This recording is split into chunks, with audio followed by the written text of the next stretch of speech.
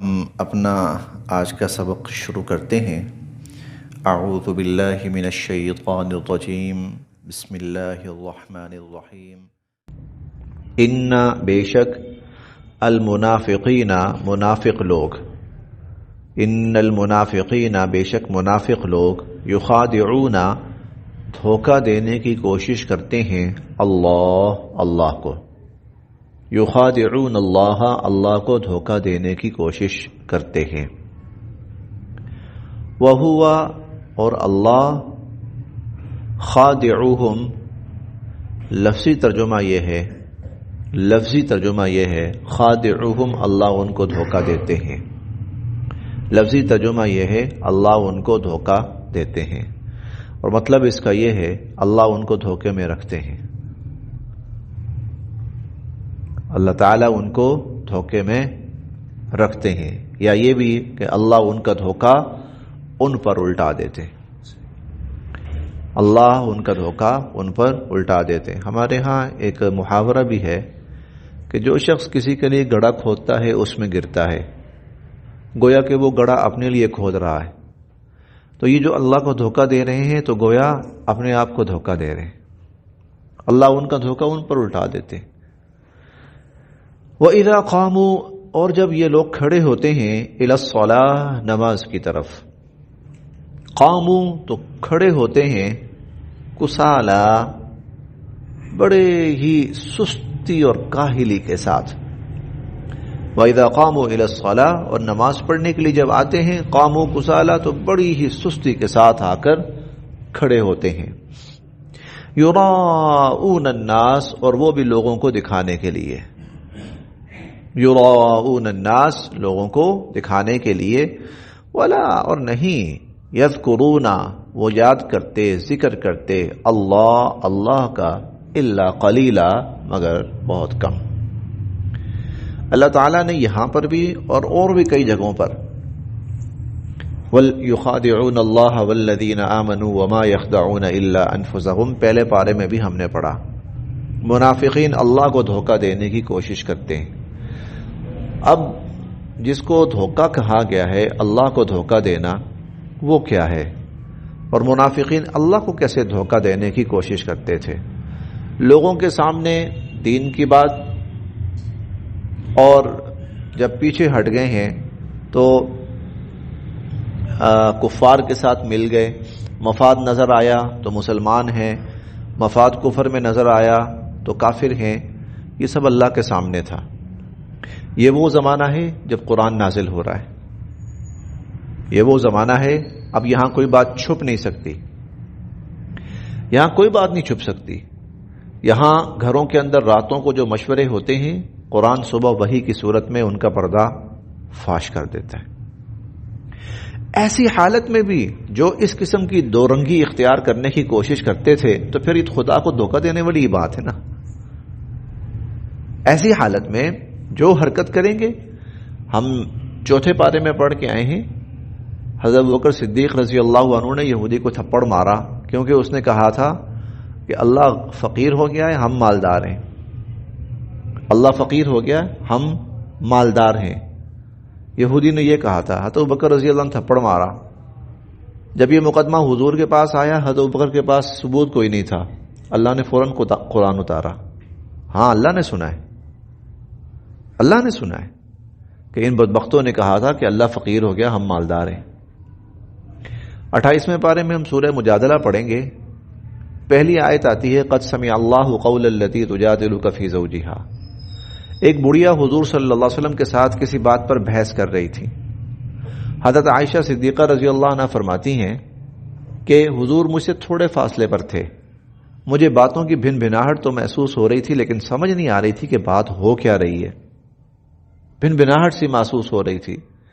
وہ بات جو حضرت عائشہ یہ ساتھ کھڑی ہیں اور سنائی نہیں دے رہی، اللہ نے اس پر قرآن سے، آسمان سے قرآن اتارا کہ اللہ نے وہ بات سنی ہے، اس بڑھیا کی بات اللہ نے سنی ہے جو یہ کہہ رہی تھی۔ وَتَشْتَكِي إِلَى اللَّهِ اور اس نے یہ بھی کہا تھا آخر میں کہ اب میں اپنا معاملہ اللہ کے سپرد کرتی ہوں، میں اللہ ہی سے شکایت کرتی ہوں۔ وَتَشْتَكِي إِلَى اللَّهِ وہ اللہ سے اپنی شکایت کر رہی تھی۔ ایسی حالت میں جب یہ واقعات ہر وقت ہر روز سامنے آ رہے ہیں، فلاں نے وہ گھر کے اندر چھپ کر بات کی تھی اور آسمان سے قرآن اترا اور سب کے سامنے ظاہر کر دی گئی، ایسے میں جو ایسا طرز عمل اختیار کرتے تھے تو یہ دھوکہ دینے والی بات ہی ہے، یہ دھوکہ دینے والی بات ہے۔ تو اللہ تعالیٰ یہی فرما رہے ہیں کہ ان المنافقین یخادعون اللہ، یہ اپنی دانش میں اللہ کو دھوکہ دینے کی کوشش کر رہے ہیں، وہو خادعوہم، لیکن حقیقت یہ ہے کہ اللہ ان کا دھوکہ انہی پہ الٹا دیتا ہے۔ اور وہ کیسے؟ ان کا راز فاش ہو جاتا ہے، ان کا پردہ فاش ہو جاتا ہے۔ وَإِذَا قَامُوا إِلَى الصَّلَاةِ قَامُوا كُسَالَىٰ، نماز کے لیے آتے ہیں تو بس مارے بندے آتے ہیں، نماز کے لیے آتے ہیں مارے بندے آتے ہیں، بس کسی مجبوری کے تحت نماز پڑھ رہے ہیں۔ یراؤون الناس، اور وہ نماز بھی ہے لوگوں کو دکھانے کے لیے۔ ولا یذکرون اللہ الا قلیلا، اور نماز میں اللہ کا ذکر بہت ہی تھوڑا کرتے ہیں۔ اللہ کا ذکر بہت ہی تھوڑا کرنے کا مطلب کیا ہے کہ مومن کی کوشش ہوتی ہے، ایمان والے کی کوشش ہوتی ہے، میں جب کھڑا ہوا ہوں اللہ کے سامنے تو میں نے جہاں 3 دفعہ تسبیح پڑھنی ہے تو میں 5 دفعہ پڑھوں، میں اللہ کا ذکر زیادہ کروں۔ میں نے 4 رکعت پڑھ لی ہیں تو میرے پاس وقت ہے تو میں 2 رکعت اور بھی پڑھ لوں، میں اللہ کا یہ بھی ذکر کر لوں، میں اللہ کو ایسے بھی یاد کر لوں۔ ایمان والے کی کوشش ہوتی ہے، اس کی زبان اللہ کے ذکر کے اندر مصروف ہے نماز میں، چاہے وہ سورہ فاتحہ کی صورت تلاوت میں ہے، چاہے وہ تسبیحات کی صورت میں ہے، چاہے وہ تکبیرات کی صورت میں ہے، چاہے وہ تشہد کی صورت میں ہے، چاہے دعائے قنوت کی صورت میں ہے، ایمان والے کی زبان اللہ کے ذکر میں مصروف ہے۔ لیکن یہ بدبخت ایسے ہوتے تھے کہ جب نماز کے لیے کھڑے ہیں تو اکا دکا کوئی کلمہ ان کے منہ سے اللہ کے ذکر کا نکلا تو نکلا، ورنہ یہ خاموش رہتے تھے۔ وَلَا يَذْكُرُونَ اللَّهَ إِلَّا قَلِيلًا، اللہ کا ذکر نہیں کرتے مگر بہت کم۔ مذبذبین، یہ تذبذب میں ہے، بین ذالک، درمیان میں۔ تذبذب اردو میں تذبذب بھی کہتے ہیں، مشتبہ بھی کہتے ہیں، انگلش میں اس کے لیے کنفیوز کا لفظ استعمال ہوتا ہے۔ یہ تذبذب میں ہے، بین ذالک، درمیان میں۔ لا الہ الا، لا نہ تو، الہ طرف، ہا اولا اس، لا الہ الا نہ تو اس طرف، ولا الہ الا نہ اس طرف، وہ جسے کہتے ہیں نہ ادھر کے رہے نہ ادھر کے، یہ لا الہ الا، یہ نہ ادھر کے رہتے ہیں، ولا الہ الا نہ ادھر کے، کبھی اس طرف جھک جاتے ہیں کبھی اس طرف جھک جاتے ہیں۔ مذبذبین بین ذالک، کبھی ان کا دل کرتا ہے سیدھے سادے مسلمان ہو جائیں، واقعی جس طرح واقعی مسلمان ہیں، کبھی سوچتے ہیں مسلمان ہو جائیں، کفر کی طرف جب کفر کی چمک دمک دیکھتے ہیں تھوڑا سا پھر ادھر لڑک جاتے ہیں۔ لا الہ الا ولا الہ الا، نہ ادھر کے نہ ادھر کے، مذبذبین بین ذالک، ان کی زندگی تضادات کا شکار ہے۔ وَمَن يُضْلِلْ، اور جسے گمراہ کر دیں اللہ، وَمَن يُضْلِلِ اللَّهُ، اور جسے اللہ گمراہ کر دیں، فَلَن تَجِدَ، ہرگز نہیں پائیں گے آپ، لہو اس کے لیے، سبیلا کوئی راستہ، فَلَن تَجِدَ لَهُ سبیلا، جس کو اللہ گمراہ کر دیں اس کے لیے پھر آپ کوئی راستہ نہیں پائیں گے۔ یا ایھا الذین آمنوا، اے ایمان والو، یا ایھا الذین آمنوا، اے ایمان والو، لا تتخذوا، نہ بناؤ، الکافرین، کافروں کو، اولیاء، اپنا دوست، مددگار، رازدار، من دون المؤمنین، ایمان والوں کو چھوڑ کر، ایمان والوں کو چھوڑ کر کافروں سے دوستانے یارانے نہ رکھو۔ اتریدون، کیا تم یہ چاہتے ہو، اتریدون، کیا تم یہ چاہتے ہو، ان تجعلوا، کہ تم بناؤ، للہ، اللہ کے لیے، علیکم، اپنے خلاف، سلطانا مبینا، واضح دلیل، کیا تم یہ چاہتے ہو کہ اپنے خلاف اللہ کے لیے واضح دلیل بناؤ، یعنی تم یہ چاہتے ہو کہ واضح اللہ کے فیصلے کے مستحق بن جاؤ، اللہ کے عذاب کے مستحق بن جاؤ۔ اگر تم مسلمانوں کو چھوڑ کر کافروں سے یارانے رکھو گے، یہ تو اللہ کے عذاب کو دعوت دینے والی بات ہے۔ اتریدون ان تجعلوا للہ علیکم سلطانا مبینا، کیا تم اللہ کے عذاب کو دعوت دینا چاہتے ہو؟ کیا تم اللہ کے عذاب کو دعوت دینا چاہتے ہو؟ یہ اس کا مفہومی ترجمہ ہے۔ کیا تم یہ چاہتے ہو کہ اللہ کو تمہارے خلاف واضح دلیل مل جائے؟ تم اللہ کے لیے اپنے خلاف واضح دلیل قائم کرو، یعنی تم یہ چاہتے ہو کہ اللہ کے عذاب کو دعوت دو۔ ان المنافقین، بے شک جو منافق ہیں، فی الدرک الاسفل، درک ٹھکانہ، حصہ، اسفل سب سے نچلا، من النار آگ کا۔ ان المنافقین فی الدرک الاسفل من النار، بے شک منافقین جہنم کے سب سے نچلے طبقے میں ہوں گے، بے شک منافقین جہنم کے سب سے نچلے طبقے میں ہوں گے۔ ولن تجدا، اور آپ ہرگز نہیں پائیں گے، لہم ان کے لیے، نصیرا مددگار، ولن تجد لہم نصیرا، اور آپ ہرگز ان کے لیے کسی کو مددگار نہیں پائیں گے۔ جہنم کے 8 درجات ہیں، ان 8 میں سے سب سے سخت عذاب والا جو حصہ ہے اس کو الدرک الاسفل کہا گیا ہے، اسفل السافلین بھی کہا گیا ہے اس کو۔ یہ وہ حصہ ہوگا جس میں ان لوگوں کو ڈالا جائے گا جن کو سب سے سخت ترین عذاب دیا جائے گا، اور ان میں سے اللہ تعالیٰ فرماتے ہیں جو منافقین ہیں ان کو اس الدرک الاسفل کے اندر ڈالا جائے گا، جہنم کے سب سے بدترین حصے کے اندر۔ وَلَن تَجِدَ لَهُمْ نَصِيرًا، اور تم ہرگز ان کے لیے کسی کو مددگار نہیں پاؤ گے۔ إِلَّا الَّذِينَ، سوائے ان لوگوں کے، تابوا، جنہوں نے توبہ کی، وَأَصْلَحُوا، اور جنہوں نے اپنی اصلاح کر لی، وَاعْتَصَمُوا بِاللَّهِ، اور مضبوطی کے ساتھ اللہ سے جڑ گئے، وَأَخْلَصُوا، اور خالص کر لیا انہوں نے، دینہم، اپنا دین، للہ، اللہ کے لیے، وَأَخْلَصُوا دِينَهُمْ لِلَّهِ، اور انہوں نے اپنا دین اللہ کے لیے خالص کر لیا۔ فَأُولَئِكَ، تو پھر یہ لوگ بھی مع المؤمنین، ایمان والوں میں شمار ہوں گے۔ پہلے وہ منافق تھے لیکن توبہ تائب ہو گئے، اپنی اصلاح کر لی اور اللہ کے ساتھ مضبوطی سے جڑ گئے اور اپنے دین کو اللہ کے لیے خالص کر لیا۔ فَأُولَئِكَ مع المؤمنین، اب یہ بھی ایمان والوں میں شامل ہیں۔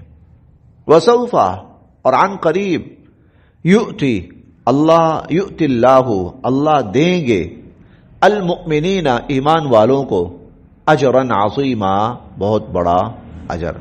وسوف یؤتی اللہ المؤمنین اجرا عظیما، اور اللہ عن قریب ایمان والوں کو بہت بڑا اجر دیں گے۔ ما یفعل اللہ، کیا کریں گے اللہ، بعذابکم، تمہیں سزا دے کر، اللہ تمہیں سزا دے کر کیا کریں گے، ان، اگر، شکرتم، تم شکر گزار ہوئے، وآمنتم، اور تم ایمان لائے، ایمان والے ہوئے اور اللہ کے شکر گزار ہوئے، تو اللہ تمہیں عذاب دے کر کیا کریں گے۔ اللہ عذاب دینا اپنی طرف سے عذاب دینا پسند نہیں کرتے۔ یہ تو کوئی بدبخت اپنے آپ کو عذاب کا مستحق بنا لے تو پھر اللہ کا ایک اصول ہے وہ حرکت میں آتا ہے، ورنہ اللہ کسی کو عذاب دینا نہیں چاہتے۔ اللہ یوں کہہ لیں عذاب دے کر خوش نہیں ہے، سزا دے کر اللہ خوش نہیں ہے۔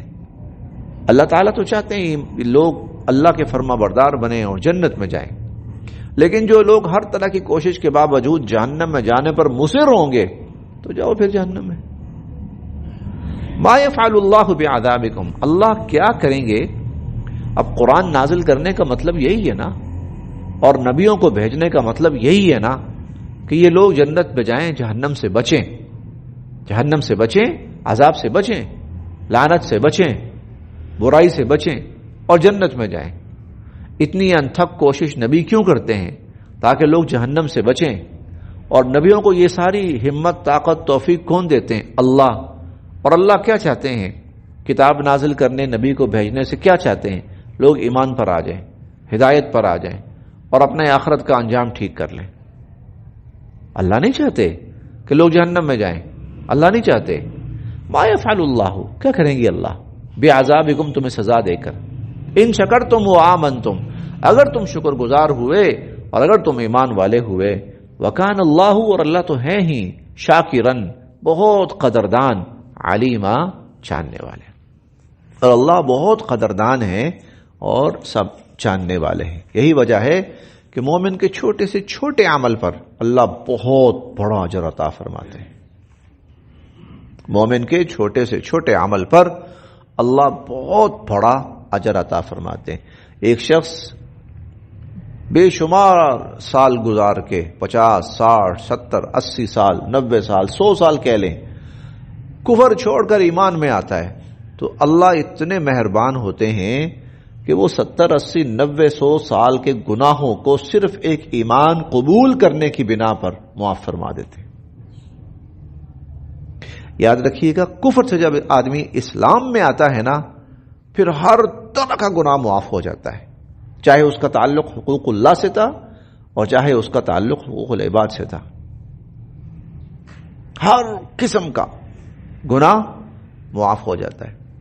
اور یہ بات حضور صلی اللہ علیہ وسلم نے ان لوگوں کے بارے میں کہی تھی، یہ بات حضور علیہ الصلوۃ والسلام نے ان لوگوں کے بارے میں کہی تھی کہ جو حضور علیہ الصلوۃ والسلام کے خلاف لڑتے رہے اور جنہوں نے حضور علیہ الصلوۃ والسلام کو زخمی کیا اور جنہوں نے صحابہ کرام کو شہید کیا، لیکن ایک وقت آیا کہ وہ اسلام قبول کرنے پر تیار ہو گئے، اسلام قبول کیا تو اللہ تعالیٰ حضور علیہ الصلوۃ والسلام فرماتے ہیں اسلام کی برکت سے اللہ نے ان کے پچھلے سب گناہوں کو معاف کر دیا، بے شک اس کا تعلق حقوق العباد سے کیوں نہ ہو، حقوق اللہ سے کیوں نہ ہو۔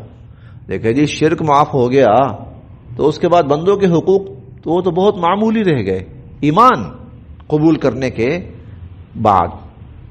تو یہ اللہ کی قدردانی ہے، یہ قدردانی ہے کہ یہ سیدھے راستے پہ آیا ہے تو پچھلا سارا کھاتا معاف کر دیا۔ بہت، یہ اللہ ہی کر سکتے ہیں اور کوئی نہیں کر سکتا، یہ اللہ ہی کر سکتے ہیں اور کوئی نہیں کر سکتا۔ اور ایک نماز پر اللہ تعالیٰ اتنا ثواب، ایک کلمے پر اللہ اتنا ثواب، ہاں، ایک کسی بندے کی مدد پر اللہ اتنا ثواب، بھوکے کو کھلانے پر اللہ اتنا ثواب، اتنا اجر۔